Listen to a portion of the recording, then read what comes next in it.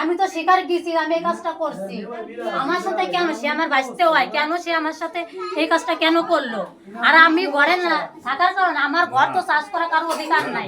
তাহলে আমার ওর সাথে শারীরিক সম্পর্ক আজকে হয়েছে, বললাম না 1.5 ঘন্টা উপরে আমার মানে ধস্তাধস্তি হয়েছে, আমার কাপড় চোপড় ছিঁড়ে ছুটে আমি নিরুপায় হয়ে লাস্টে। একটা মানুষ কতক্ষণ সহ্য করতে পারে? যদি ধস্তাধস্তি হইলে যদি হইতো আমি লেখা বিচার করতাম। আমার ঘন্টা পরে সে আমার উপরে, সে 1.5 ঘন্টা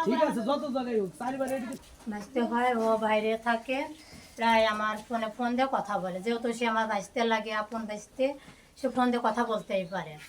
তা আমাদের ভালোটা সম্পর্ক, ফোন দিয়ে কথাবার্তা বলে। তো বাড়িতে আসছে, আসার পরে আমার ঘরে প্রায় সময় আসে, থাকে, আটা দেয়, আবার চলে যায়।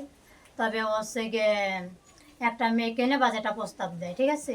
সে হচ্ছে আমার ননদ হয়, বলছে যে ওর সাথে আমার সম্পর্ক করাই দে বা শারীরিক সম্পর্ক করব, এটা বলছে। তাই আমি বলছি এটা আমি করে দিতে পারবো না, কারণ ওর সাথে এটা করে দেওয়া মানে আমার সাথে করে দেওয়া একই অবস্থা। সমাধান করে দিলি নাকি?